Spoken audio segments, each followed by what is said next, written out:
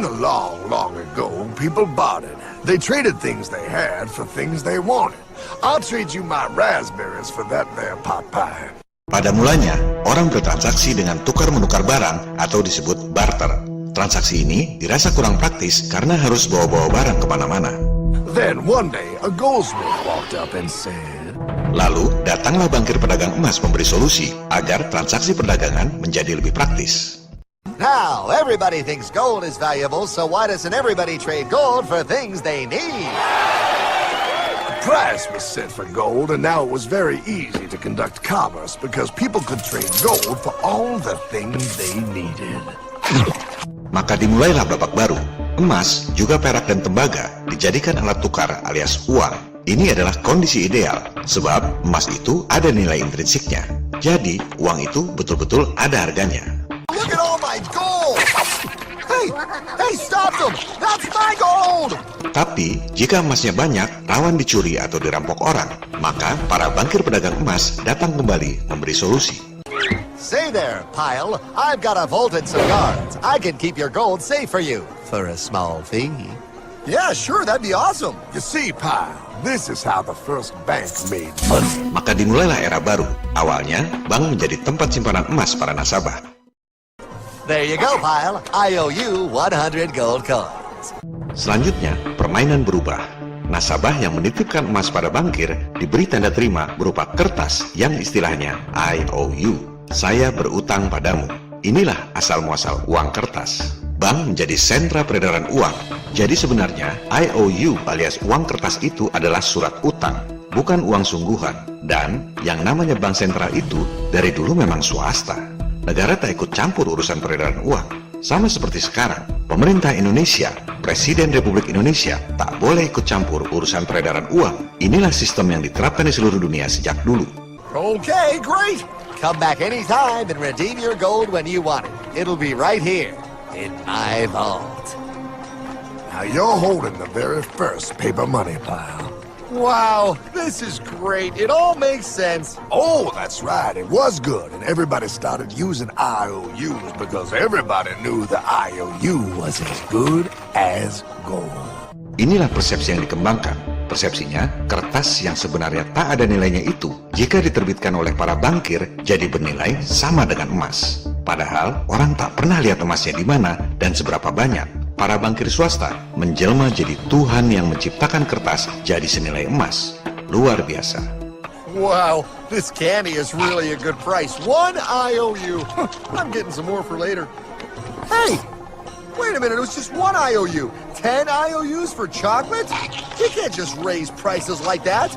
Maka terjadilah problem besar sampai sekarang.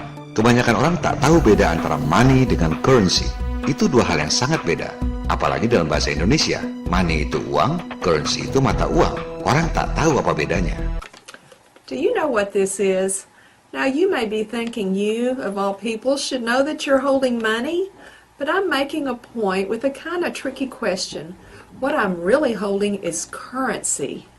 Currency and money are actually very different. Uang alias money itu ada nilai intrinsiknya. Emas ada harganya.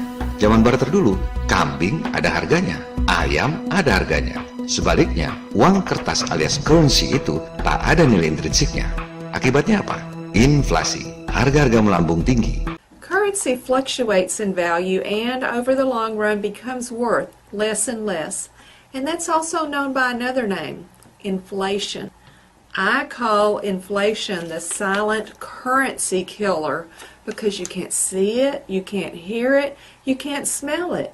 You just get hit by it. When you go to the grocery or the gas station or go to buy a car, zap, the price is higher. It gets you as surely as a rattlesnake bites you. At least a rattlesnake has the courtesy to warn you. So consider this video your warning. Inflation will kill your savings if you let it. Inilah sistem yang menguntungkan segelintir elit yang punya hak nyetak duit dengan merugikan umat manusia lain di dunia. That's not fair. Oh, if you think that's not fair, you're gonna love the next part. What's he doing? How do banks make money, Pile? Problem pun bertambah lagi. Semua orang mengira bahwa uang kertas yang diterbitkan oleh bankir itu di backup dengan emas. Awalnya kan orang memang taruh emas, dapat surat utang IOU. Jadi wajar saja jika orang mengira uang kertas itu pasti ada backup emasnya. Padahal tidak. Para bankster itu nyetak duit tanpa backup emas. Modal dengkul. Coba Anda lihat laporan Dewan Gubernur Federal Reserve. Berapa jumlah dolar yang diedarkan? 1,4 triliun dolar. Kemudian Anda lihat situs resmi Departemen Keuangan Amerika. Berapa cadangan emas Amerika? Hanya 11 miliar dolar. Artinya apa? Cadangan emas hanya 0,8% dari duit dolar yang diedarkan. Parahnya lagi, tak ada hubungan antara simpanan emas dengan jumlah uang yang diedarkan. Nyimpan emas sekedar nyimpen, nyetak duit jalan terus. Tak ada hubungannya. Juga, silakan Anda lihat laporan keuangan Bank Indonesia. Jumlah uang yang diedarkan 586,7 triliun rupiah. Cadangan emas kita 36,7 triliun rupiah. Artinya, cadangan emas Indonesia hanya 6,3% dari jumlah rupiah yang diedarkan. Tak ada hubungan antara simpanan emas dengan jumlah uang yang diedarkan. He prints more IOUs without any more gold, loans them out for interest, makes a pretty penny, and nobody is the wiser. Unless everybody wanted their gold back at the same time. Sistem keuangan modern ini yang diajarkan di semua sekolah di seluruh dunia, baru ketahuan bohongnya kalau semua orang sama-sama tarik duit dari bank pada waktu yang bersamaan. Rush. I'd like to redeem my IOUs, please. Thank you very much. Hey! I want my gold back now! Thief! Thief! Gotta love the bank run, bringing people together. See, they all found out he was stealing, made a run on the bank and demanded their gold, but as you can see, there ain't no gold to get. Mari kita dalami tentang uang dan bankster ini, motivasi dibalik kebohongan bumi globe. Bank berasal dari kata bench bahasa Inggris, yang asalnya dari bahasa Italia, banca, yang artinya bangku. Zaman dulu, kuil-kuil dipenuhi oleh para pendeta merangkap bankir. Mereka berdagang di sekeliling kuil dengan menaruh bangku-bangku penukaran uang emas, banca, bank. Mereka sebenarnya tak peduli Tuhan mana yang disembah di kuil itu. Yang penting, para jemaat yang datang ke kuil itu berdagang dengan mereka. Para jemaat jadi nasabah bankir pendeta. Itulah aktivitas yang terjadi di semua tempat-tempat peribadatan kuno. Kita sama mengetahui bahwa Ka'bah sebelum periode Islam menjadi tempat pemujaan berhala. Sebelum kemudian berhala-berhala itu dihancurkan oleh Nabi Muhammad SAW. Ajaran Islam sendiri mengharamkan riba alias praktek membungakan uang. Para bankir pendeta menaruh bangku-bangku tempat berdagang di kuil yang mana saja. Apapun agamanya, apapun Tuhannya, para bankir pendeta tetap praktik di situ.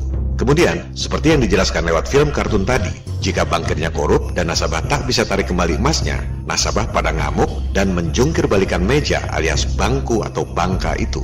Dari situlah timbul istilah bankrupt alias bangkrut. Bagi rekan-rekan yang beragama Kristen, tentu mengetahui kisah Nabi Isa atau Jesus menjungkir balikan bangku-bangku tempat berdagang di tempat ibadah. Itulah yang disebut bankrupt. Nabi Isa atau Jesus membangkrutkan para pendeta bankir. Jadi, sistem ekonomi berbasis bank sentral yang sebenarnya swasta, yang motivasi sebenarnya adalah mencari profit, yang diajarkan di semua sekolah di seluruh dunia, sebenarnya bertentangan dengan ajaran agama. Kenapa?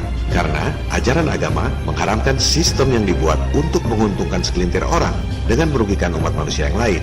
Itulah sistem uang kertas yang ada di dompet Anda yang didesain oleh para bankster.